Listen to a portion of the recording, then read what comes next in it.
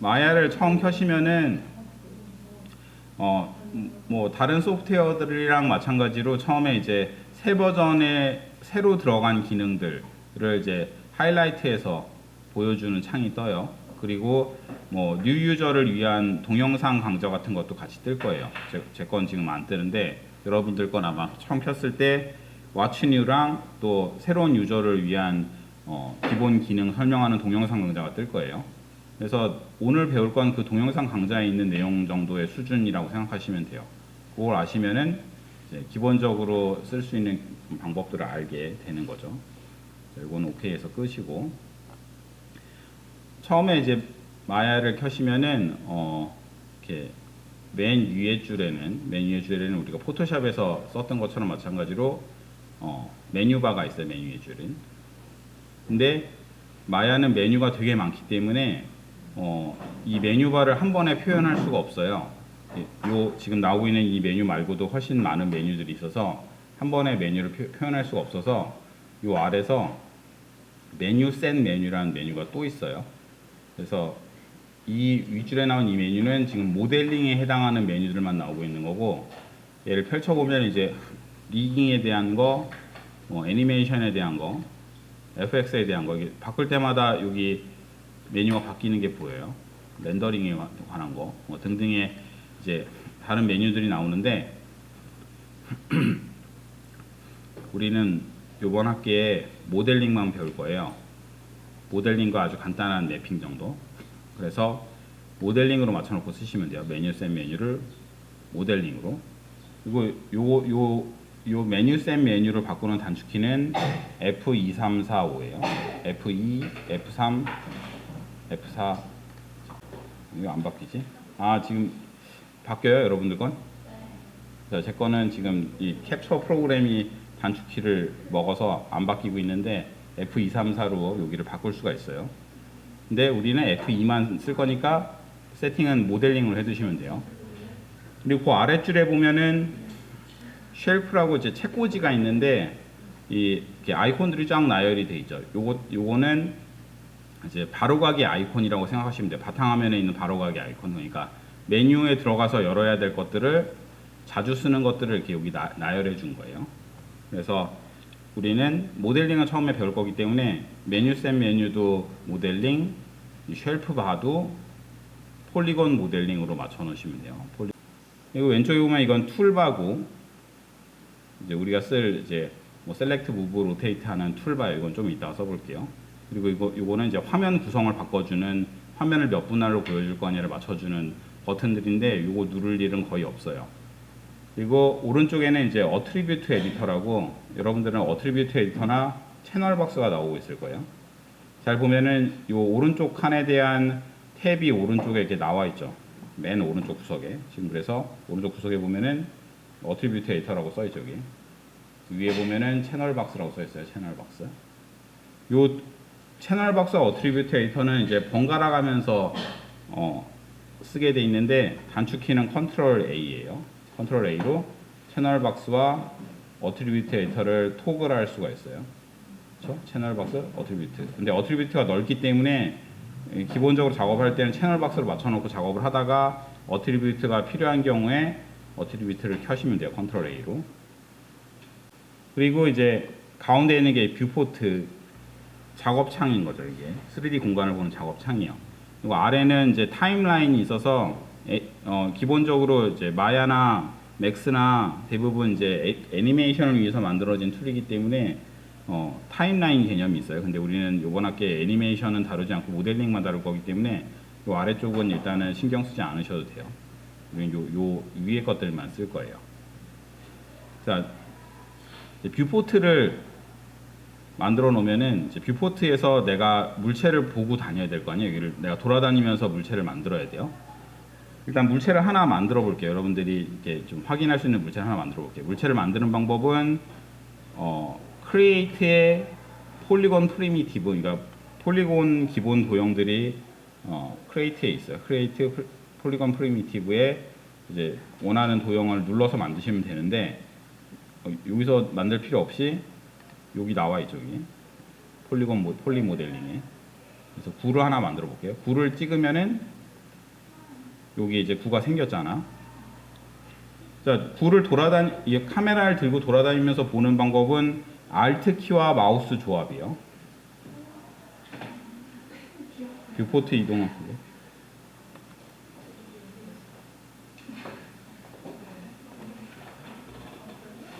네, 카메라 이동이에요. 자, 뷰포트를 이동하는 방법은 Alt 키와 마우스 LMR을 Alt 플러스 마우스 레프트, 미들, 라이트를 조합해서 쓰게 돼 있어요. 자, Alt 키를 누르고 레프트 버튼을 누르면 회전이 돼요. Alt를 누르고 스페이스바 왼쪽에 Alt를 누르고 레프트 마우스 버튼을 회전시킬 수가 있어요. 이렇게. 자, 이건 회전이죠, 회전.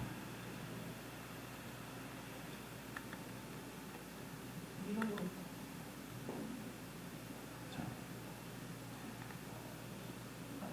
미들은 패닝이에요. 평면 이동, 패닝. 옆으로 미는 걸 패닝한다고 그래요. 우리가 잘려갖고 안 보이네. 조금만. 자. 그리고 라이트는 달리예요. 그러니까 여러분들이 이제 보통 얘기하는 줌이라고 하는 거죠. 근데 줌하고 달리는 다른 개념이에요. 달리는 가까이 갔다 멀었다. 요 세 가지를 가지고 이제 쓰는데 달리의 경우에는 마우스 R로도 할 수 있고 L 플러스 M으로 할 수도 있어요. 레프트 플러스 미들로 할 수도 있어요.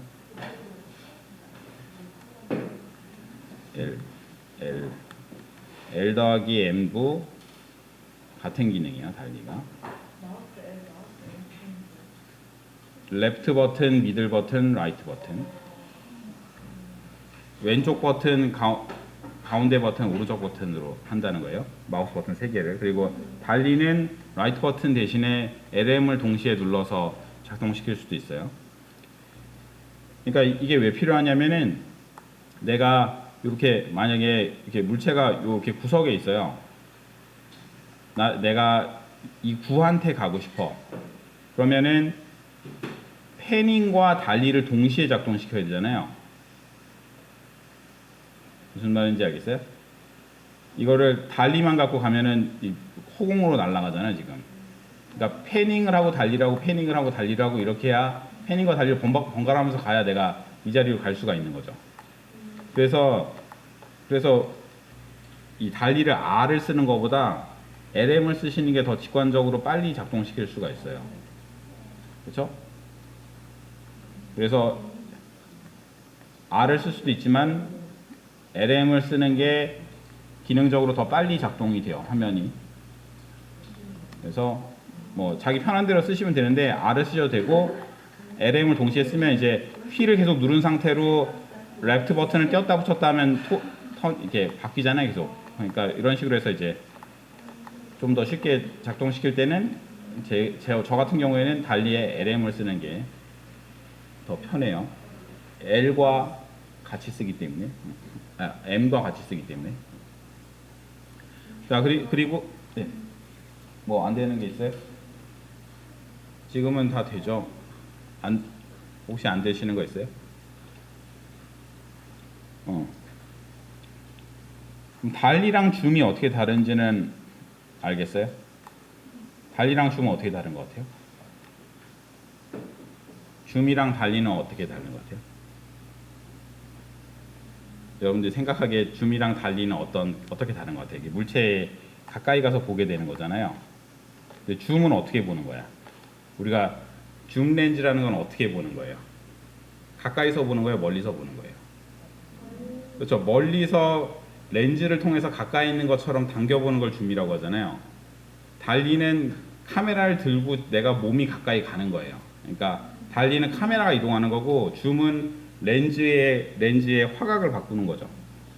그래서 어떤 차이가 있냐면 폰을 하나 더 만들어 볼게요, 옆에다가. 그리고 이동 툴을 가지고 요게 이동 툴이요. 이동 툴을 가지고 요건 좀 이따 다시 설명할게요. 이동을 하고 지금 달리와 줌의 차이를 보기 위해서 지금 제가 그냥 예를 보여드리는 거예요. 자, 달리 상태에서 봤을 때는 가까이 있는 물체랑 멀리 있는 물체의 차이가 크게 보이죠. 이렇게 멀리 있는 거랑 가까이 있는 게. 근데 내가 만약에 저 멀리서 이걸 줌을 해서 볼게요. 줌을 해서 보려면은 카메라 어트리뷰트 에디터 이 세 번째 버튼을 누르고 여기서 포컬 랭스를 조절하면은 이제 줌을 할 수가 있어요. 우리가 35mm 렌즈 뭐 이렇게 부르는 게 이제 포컬 랭스에 해당하는 거예요. 여기. 35mm 렌즈로 보고 있는 거죠. 내가 200mm 렌즈로 보게 되면은 더 당겨 볼게요. 자, 그러면 두 개 간의 차이가 없게 보이죠, 지금은. 이렇게.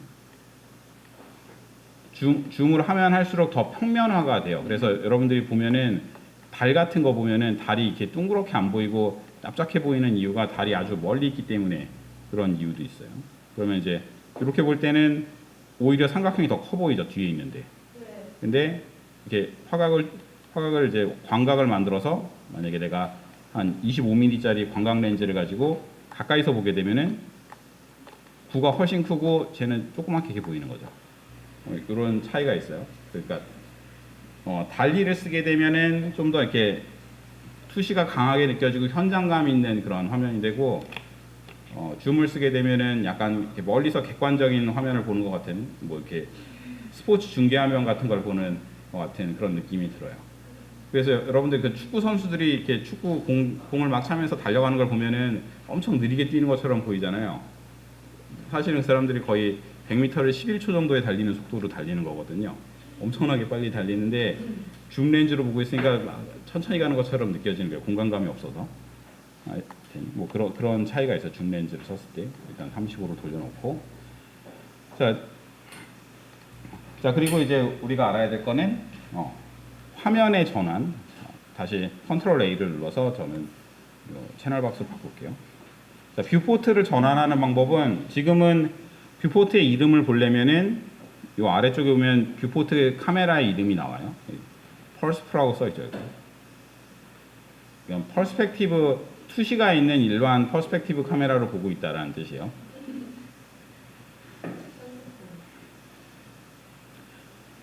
이 한 개의 뷰와 네 개의 뷰를 전환할 때는 스페이스바로 전환해요. 그래서 스페이스바를 한번 이렇게 치면은 4뷰로 바뀌고 그리고 다시 내가 탑으로 가고 싶으면은 여기 탑이라고 있죠. 탑으로 가고 싶으면 탑에다가 마우스를 그냥 올려놓고 클릭할 필요 없어요. 마우스를 그냥 갖다 놓고 스페이스바를 치면 탑으로 이동돼요. 다시 스페이스바를 치면 4뷰로 오고 퍼스펙티브로 가고 싶으면 퍼스펙트에다 마우스를 올려놓고 스페이스바를 누르면 퍼스펙티브로 가요. 어떻게 하는지 한 번씩 해보세요. 잘 안 되시면 얘기하시고. 그러니까 마우스를 누르고 스페이스바를 누르면 뷰포트 전환이 돼요.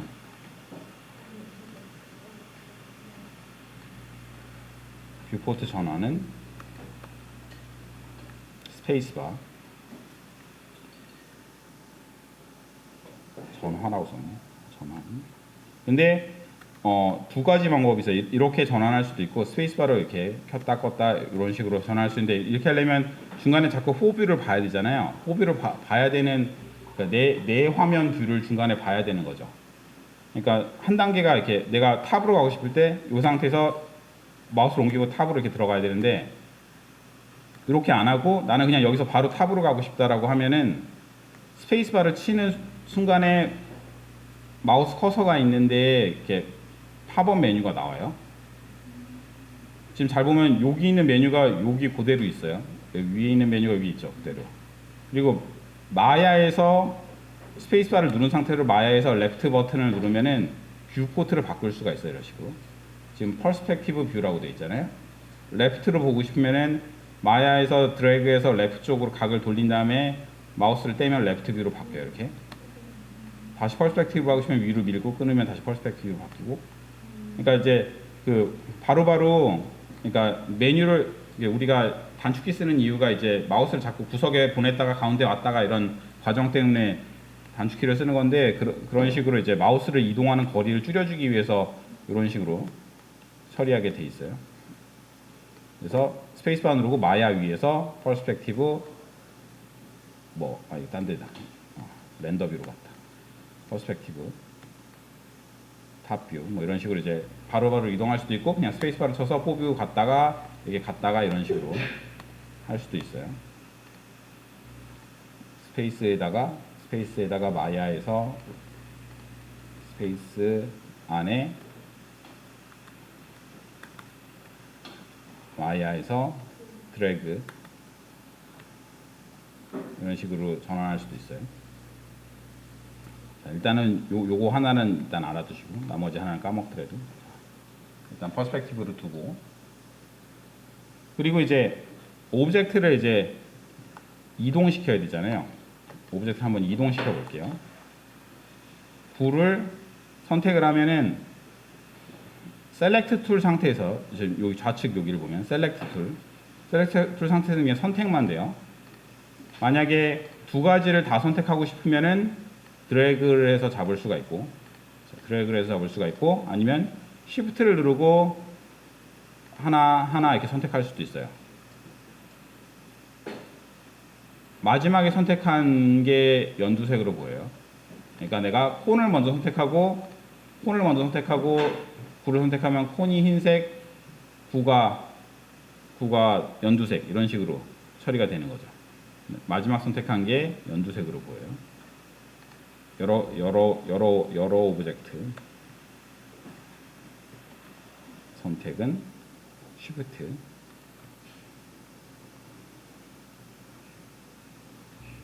그리고 선택 툴은 여기서 이렇게 고를 수도 있지만 단축키가 Q예요. Q. 그래서 이 툴바에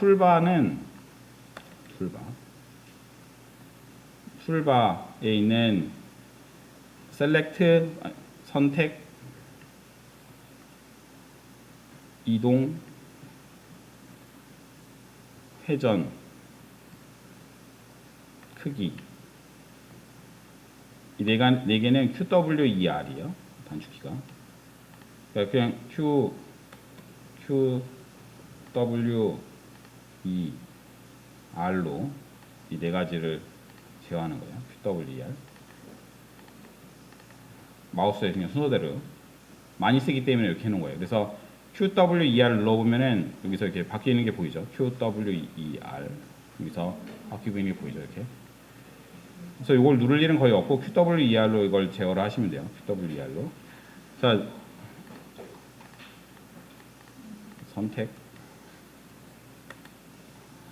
선택은 Q고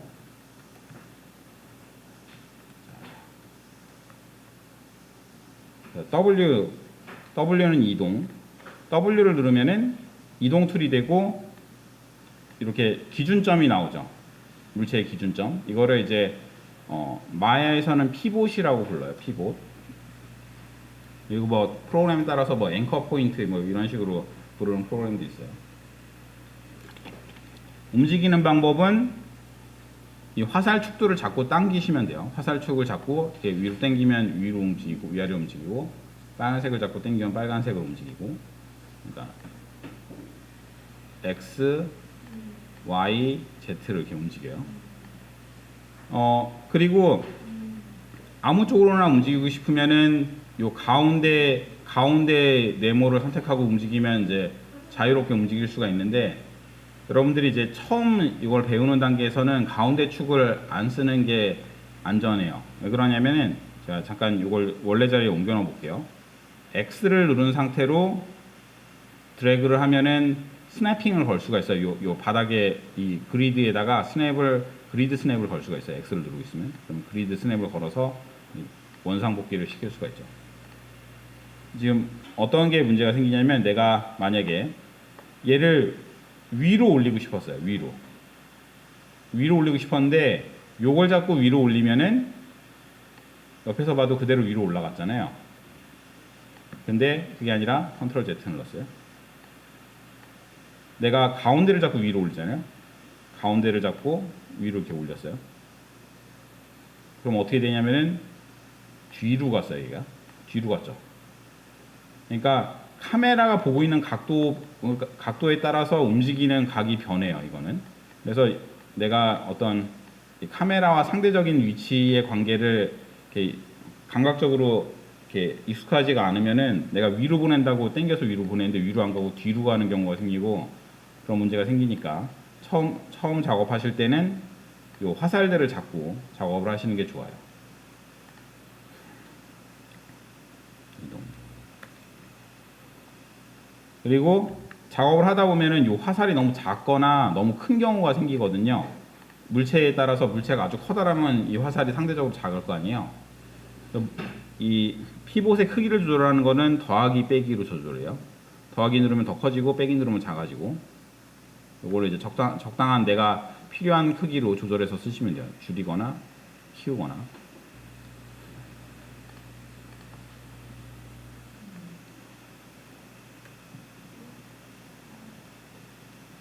플러스나 마이너스로 피봇의 크기를 조절할 수가 있어요. 자, 이동 툴을 잘 보면은 요 사이에 네모 판자들이 있죠. 이렇게 네모 판들이 있어요. 요 네모 판은 뭐냐면은 이 평면 두 축을 구속해서 평면 이동을 시키는 거예요. 이렇게 하면 한 축씩 당겨지는데 Y와 X 사이에 있는 요 축을 잡으면 Z 값을 고정한 상태로 이렇게 평면 이동을 시킬 수 있는 거예요. 그러니까 내가 만약에 바닥에 얘를 어떤 경우에 사용할 수 있냐면 내가 이걸 바닥에 이렇게 잘 올려놨어요. 잘 올려놓은 상태에서 얘를 저 구석으로 옮기고 싶어요. 오른쪽 구석으로.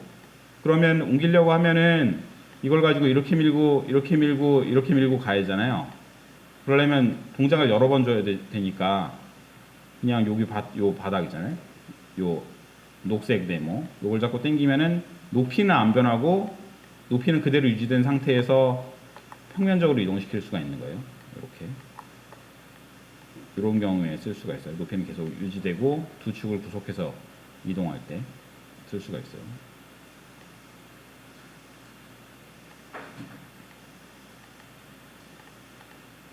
이동 툴, 회전 툴 또 볼게요.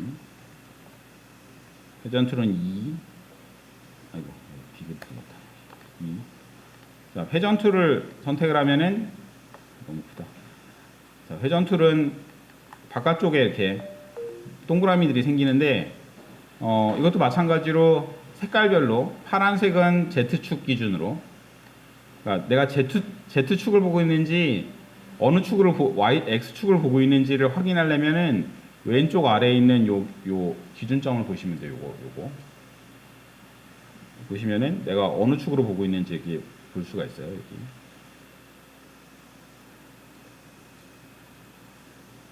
그래서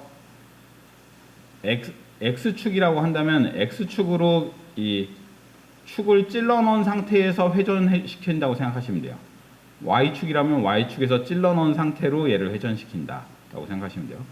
Z축이라면 Z축으로 핀을 찔러 놓고 이렇게 회전시킨다고 생각하시면 되고 이것도 마찬가지로 자유로운 각도를 만들고 싶으면은 선들을 선택하지 않고 빈 공간에 약간 회색으로 변하는 요 공간을 선택하시면은 마음대로 돌릴 수가 있어요. 이렇게. 그렇죠? 마음대로 돌릴 수가 있어요. 이렇게. 자유롭게 돌 때는 이렇게. 그리고 특이하게 이거 같은 경우에는 맨 바깥쪽 축이 하나 더 있잖아요. 바깥쪽에 하늘색 축. 이건 뭐냐면은 내가 카메라로 보고 있는 단면에 단면에서 그러니까 카메라에서 회전축을 찔러 넣고 돌린다고 생각하시면 돼요. 카메라에서 이렇게 출발시킨 회전축을 찔러 넣고 회전을 시킬 때 쓰는 거예요. 카메라 기준으로 회전을 줄 때 또 회색 축을 써요. 회색이 아니라 하늘색 축. 회전. 크기, 스케일 툴. 예? 안 돼요? 예. 자, 크기 툴은 R이고,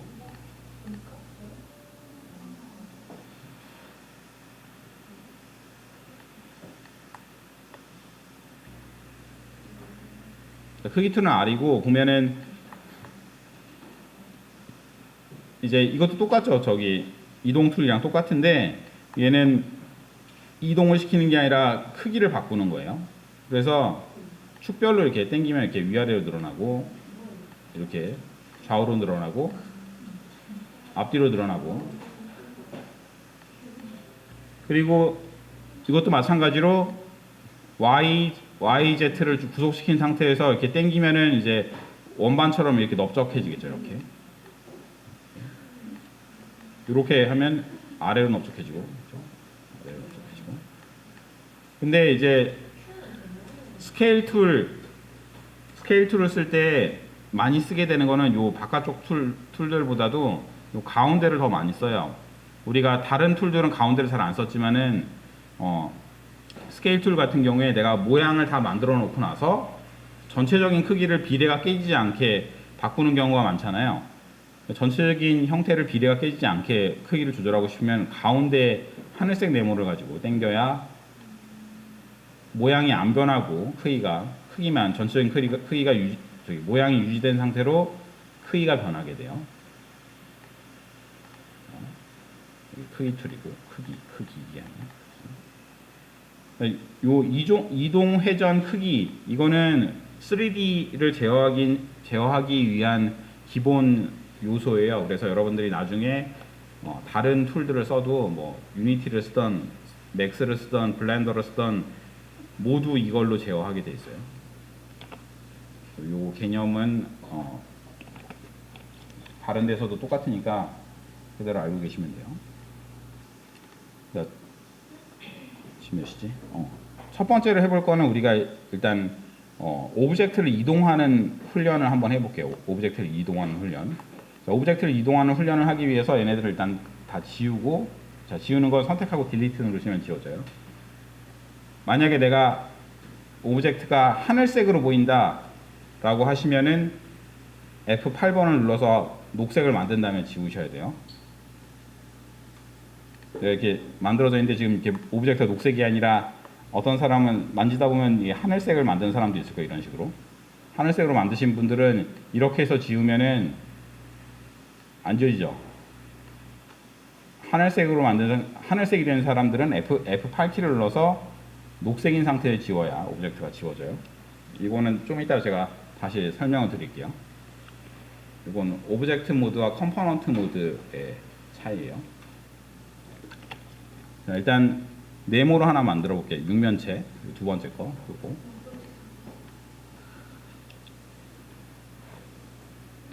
그러니까 우리가 그냥 클릭해서 만들면은 얘가 11 사이즈로 만들어져요. 11. 그리고 우리가 나중에 3D 프린터를 쓸 거 아니에요.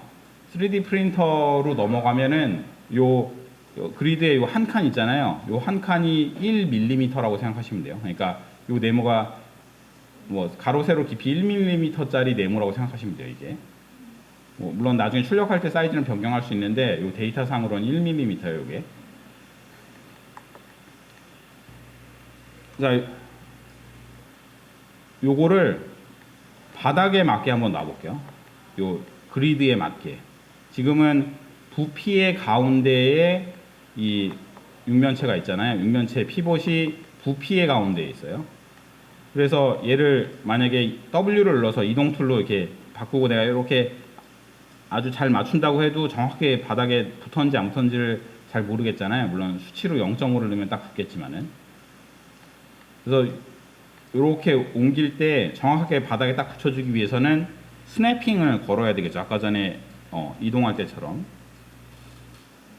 X를 누르면은 이동의 스냅을 걸 수가 있어요. X를 누르면 그리드 스냅을 걸 수가 있어요.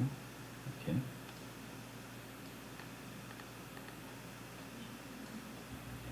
그리드 스냅 X키. 그리드 스냅은 X키. 근데 나는 이렇게 부피의 가운데가 아니라 요 모서리 점에 이 그리드의 점이 맞게 해주고 싶어요. 요 왼쪽 아래 점에 이 그리드의 점이 맞게 해주고 싶어요. 그러면은 요 피봇을 부피의 가운데가 아니라 왼쪽 아래 점으로 이동을 시켜줘야 되잖아요. 가운데를 왼쪽 아래 점으로 이동시켜줘야 돼요. 그렇게 하기 위해서는 D키를 누르게 되면은 D키를 누르고 있는 동안에는 피봇을 물체와 분리시켜서 이동시킬 수가 있어요. D키를 누르고 움직이면 이렇게 따로 떨어져서 움직이죠. 이렇게. 그럼 얘의 중심이 여기로 떨어져 나오네요. D키를 누르고 이 점에다 붙여줘야 되니까 보통 이제 마야에서는 점을 버텍스라고 불러요. V-E-R-T-E-X. D키를 누르면 떨어져 나오고 V키를 누르면 버텍스 스냅이 되는데 D와 V를 동시에 누르면은 떨어져 나온 상태에서 점에다 정렬할 수가 있어요. 이렇게. 그래서 이 물체의 내부에서 왼쪽 하단으로 피봇을 이동시켜주고 DV를 눌러서 D와 V를 눌러서 좌측 하단으로 피봇을 이동시켜주고 X를 눌러서 그리드에 정렬해주면 이제 그리드에 맞게 이렇게 움직이죠. 이렇게. 그래서 X를 누르고 계속 이동하면 이렇게 계속 칸에 맞게 이렇게 이동시킬 수가 있어요. 그렇죠? 이렇게 맞게 놔보세요. DV를 눌러서 자 피봇 이동은 D키고 버텍스 스냅은 점 스냅 V예요. 그래서 첫 번째로 D와 V를 눌러서 오브젝트 내부에서 피봇을 이동하고 그리고 X를 눌러서 그리드에 스냅하는 거죠. 이 두 과정을 한 거예요. 이렇게 놔보세요. 잘 안 되시는 분은 손을 드시고. 자, 여기까지 된 사람들은 이거를 쌓아가지고 이렇게 블럭 쌓기를 한번 해보세요. 이렇게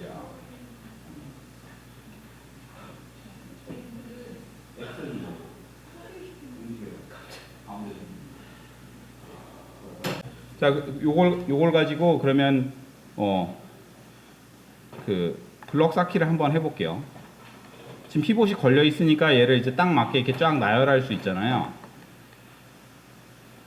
자, 복제를 하려면은 컨트롤 D를 누르시면 복제가 돼요. 복제 컨트롤 D.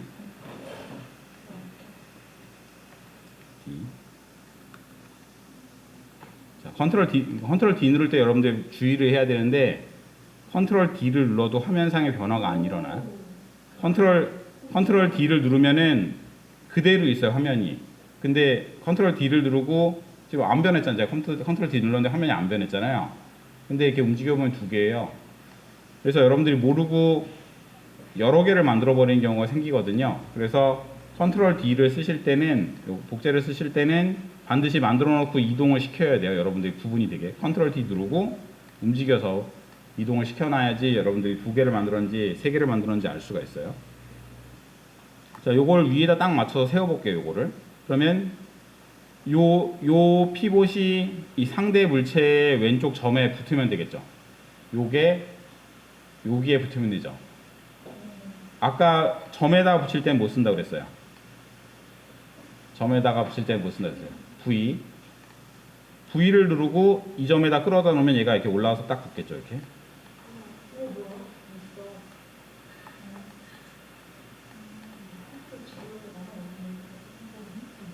자, 또 컨트롤 D에서 V 누르고 움직이면 딱 맞게 이렇게 올릴 수가 있어요. 컨트롤 D, V.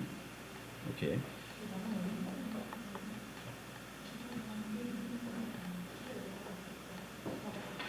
컨트롤 D, V 눌러서 붙이고. 컨트롤 D, V 눌러서 붙이고. 이런 식으로 해서 이제 컨트롤 D 누르고 V 눌러서 붙이고. 이런 식으로 해서 성벽을 쌓을 수가 있겠죠. 만약에 이걸 가지고 4개 하나 더 컨트롤 D V 눌러서 오른쪽으로 붙이고 그래서 뭐 입구를 여기다 하나 뚫을게요. 아, 이거 2개 됐네. 잠깐만. D가 왜 2번 됐지? 이건 정상이고 컨트롤 D, V 누르고 그리고 성벽의 입구를 자, 간단한 블럭 쌓기를 해볼게요. 자, 블럭의 기본형을 만들었어요. 이게 성벽의 기본형을 만든 거예요. 자, 이렇게 해서 요거를 이렇게 돌아가면서 이렇게 붙여주면은 이렇게 무슨 이제 어렸을 때 블럭 쌓기 했을 때 만든 성벽처럼 만들 수 있잖아요. 자, 요거를 한 덩어리로 제어하고 싶으면은 지금 요걸 통째로 이동시키고 싶잖아요. 근데 이 상태에서 이렇게 회전을 주면은 E를 넣어서 회전을 주면은 통째로 돌질 않고 이렇게 드래그 잡고 회전을 주면 각자 돌아가요. 이렇게 각자 돌아가죠. 이렇게 다 같이 안 돌고 컨트롤 Z에서 제 상태로 돌리고 컨트롤 Z가 제 상태예요. 그러니까 뒤로 가기가 컨트롤 G.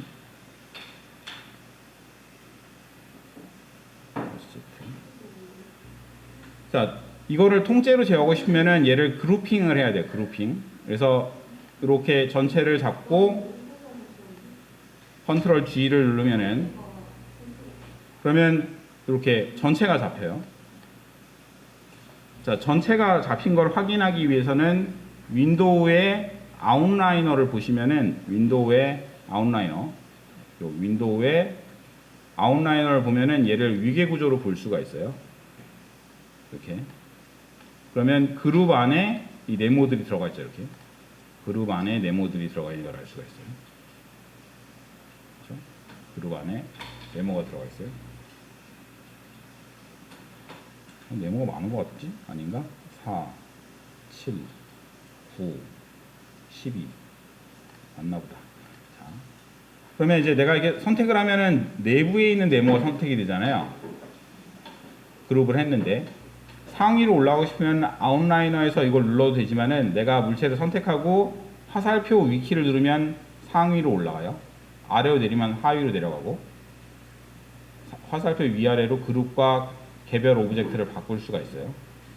상위로 올라간 상태에서 상위로 올라가서 요 전체가 선택된 상태에서 지금 제 거는 바꿀 필요가 없는데 DV를 눌러서 왼쪽 하단의 점으로 이동을 시켜주고 얘를 듀플리케이트해서 우측으로 밀고 이 점을 요 점에다가 이 점에다 붙여줘야지 이렇게 90도를 돌릴 수가 있겠죠. V를 눌러서 이 점에다 붙이고 그리고 90도 회전을 해줘야 돼요. 회전 툴로 바꾸고 돌리는데 자, 지금 Y축으로 90도를 여기다 이렇게 채널 박스에서 마이너스 90을 넣어도 이런 식으로 맞춰서 돌릴 수가 있어요. 근데 그렇지 않고 직관적으로 하려면은 J키를 누르면은 이렇게 스냅핑이 걸려요. 15도 스냅이. J키를 누른 상태에서 돌리면은 자, J키를 누르고 돌리면 이제 90도 맞게 돌릴 수가 있어요. 각도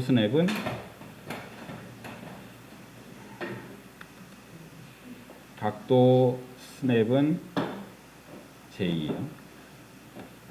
자, 이렇게 해갖고 요거를 윗 화살표로 누르고 컨트롤 D에서 복제해갖고 옮기고 여기다가 V를 눌러서 요 구석에다 붙이고 로테이트 툴로 바꿔서 J키 누르고 회전해서 J키를 누르고 회전해서 이렇게 붙이고 또 요거를 선택하고 윗방향키 눌러서 그룹을 선택한 다음에 듀플리케이트해서 이동해서 V키 누르고 이쪽에다 붙이고 J키 누르고 E로 누르고 회전으로 바꾸고 J키를 누르고 회전해서 붙이면은 이렇게 딱 맞게 이렇게 성벽을 이렇게 완전히 맞춰서 세울 수가 있죠. 요걸 한번 만들어 보세요.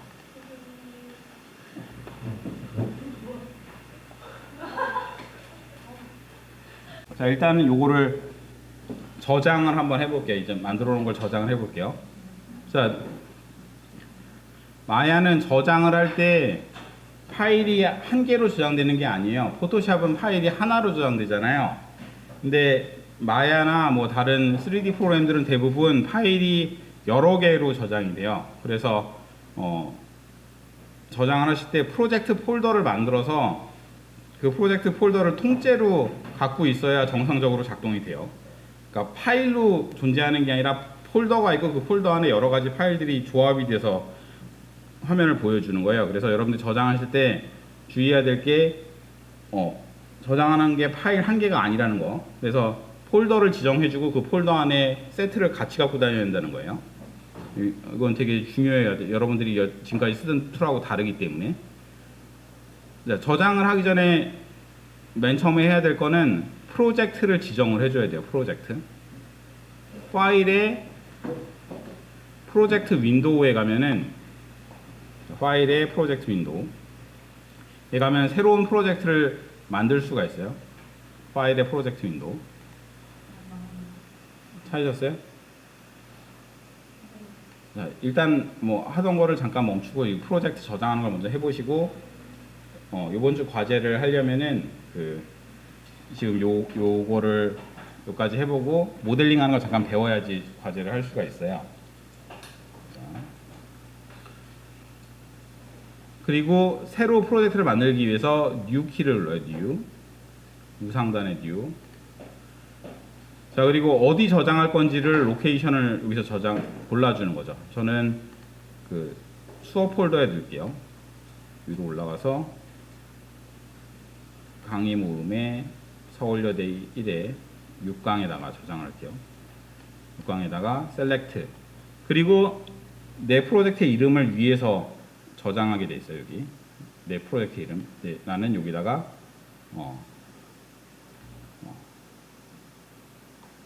클래스 1 뭐 이렇게 적을게요. 그리고 나머지는 그대로 두시는 거예요. 그러면 여기에 내가 클래스 1이라 내가 지정한 이 로케이션 하위에 클래스 1이 생기고 클래스 1 하위에 이 폴더들이 다 생성이 돼요. 그리고 이 폴더들에 각각 맞는 데이터 타입들이 자동으로 정렬돼서 저장이 되게 돼 있어요.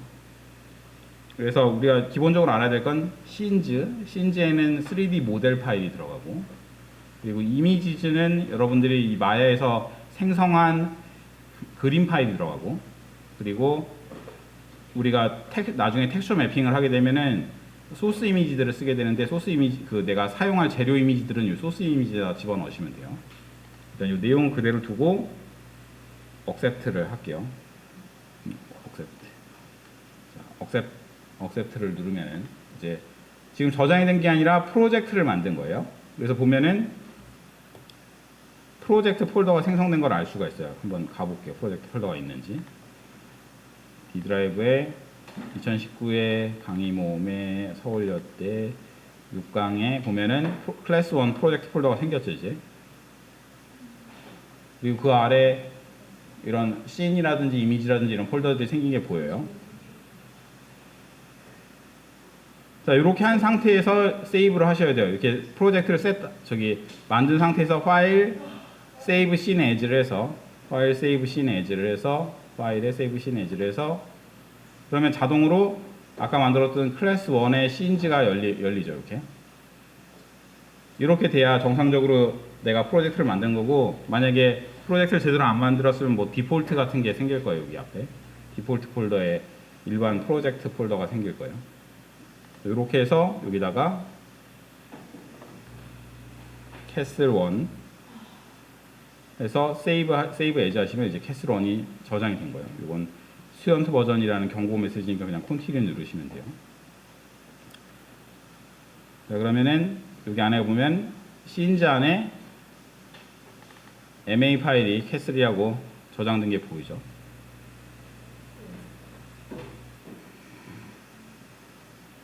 그리고 여러분들이 나중에 과제를 제출할 때는 이 클래스를 통째로 압축해서 보내야 돼요. 이렇게 요 폴더를 통째로 압축해서 보내야 돼요. 그래야 제가 열어봤을 때 정상적으로 열어볼 수가 있어요.